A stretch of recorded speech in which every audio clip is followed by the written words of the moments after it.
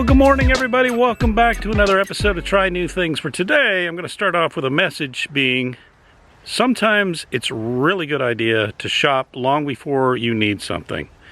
Case in point, let me show you what I picked up this morning.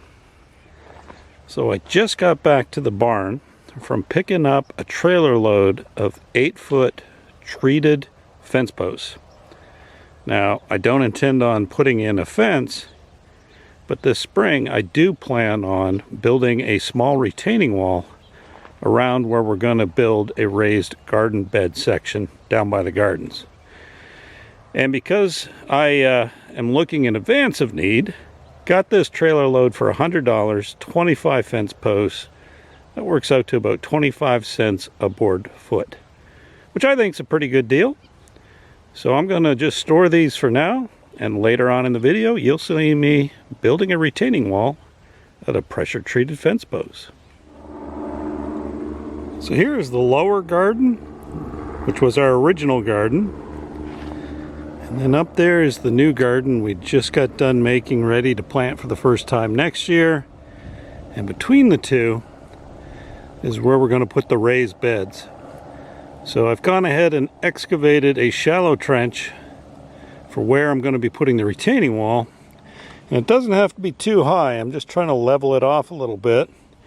And then we will fill it with fill, and then put some fabric down and some mulch, and then build the raised beds right in this area.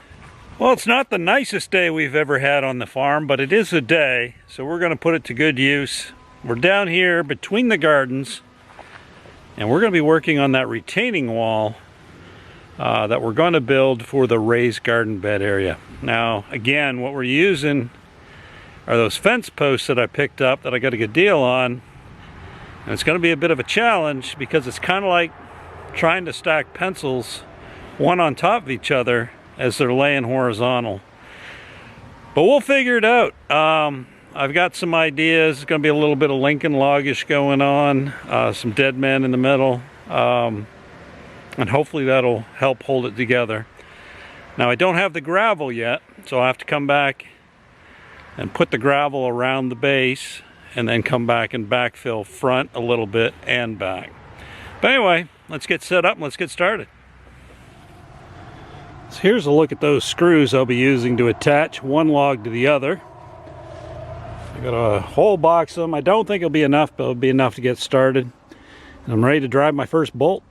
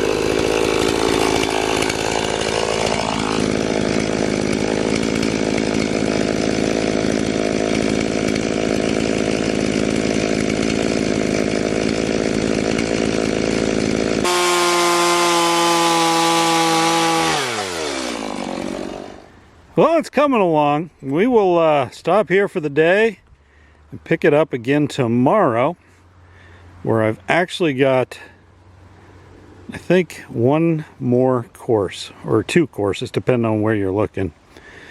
So 5 total at the bottom or the front, and then we'll continue to work our way back into the bank. So I've got 3 completed, 3.5, and I'm going to want 5 courses.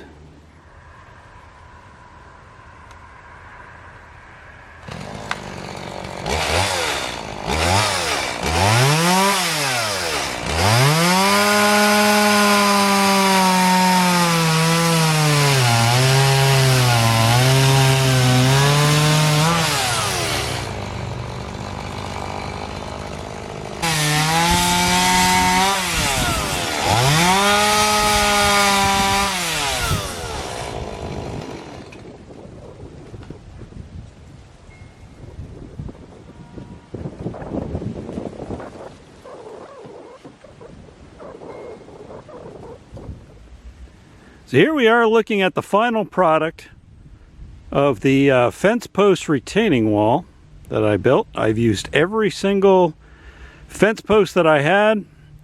Ended up 5 courses high in the front and then running that back until it hits the hillside. So the next clip you should see from me in this video is me backfilling this with some drainage stone. Hello there everybody, quick update. It is now winter time. Now I know if you're looking behind me and you're one of my northern friends, you're probably thinking I'm crazy, but it's 2 weeks till Christmas here in Kentucky, and it just happens to be a nice day as well. It's still a little chilly, but it's a great day. Now it being winter, I can't get my hands on a load of fill, I can't get my hands on loads of topsoil, but I can get a load of gravel, and that's what I did last weekend. So we can make a little bit of progress in starting to backfill the retaining wall down where we're leveling an area for the raised garden beds we're going to be building this spring. So you can hear the RK25 warming up in the barn. That gets up to temp. We're going to start scooping some gravel. Now we won't be able to finish the backfilling like I said because I can't get all the materials I need, but we're going to take advantage of some nice mid-December weather just the same. So the quick plan for today is just start backfilling at the base on the inside and the outside with some drainage stone. Then we'll come back in when we get some, put some fill, a little bit more gravel or drainage stone around the outside, build it up, and then top it off with something smooth like some topsoil. But ultimately, we're going to be covering this with mulch. But today, all we'll be able to do is just start backfilling this with some drainage stone.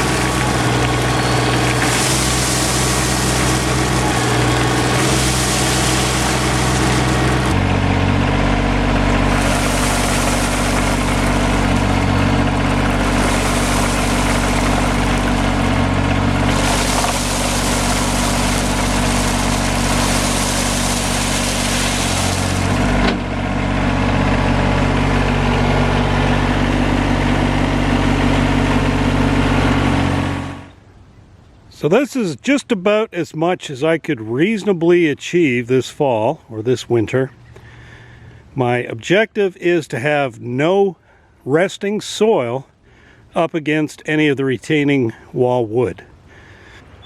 Well, given that's just about as much as we can get done this winter before I can get the fill, which is probably going to be April-ish. So I got a 4-month wait, then I'll come back and finish this off. So we're going to wrap up this episode of Try New Things. Hopefully you've enjoyed this at least beginning episode on the retaining wall in preparation for a raised garden bed here. And we'll pick it up again in the spring when we finish it off with the backfill, a little bit more stone, and then we're going to come in and put some fabric and some wood chip mulch. Then I'll be ready to set up some raised garden beds for Kim and I to grow a raised garden bed garden here between the old garden and the new garden. But anyway, we're going to wrap it up. Thanks again. If you got any comments, leave them below. Don't forget to hit like and subscribe, and we'll see you in the next episode. Bye-bye.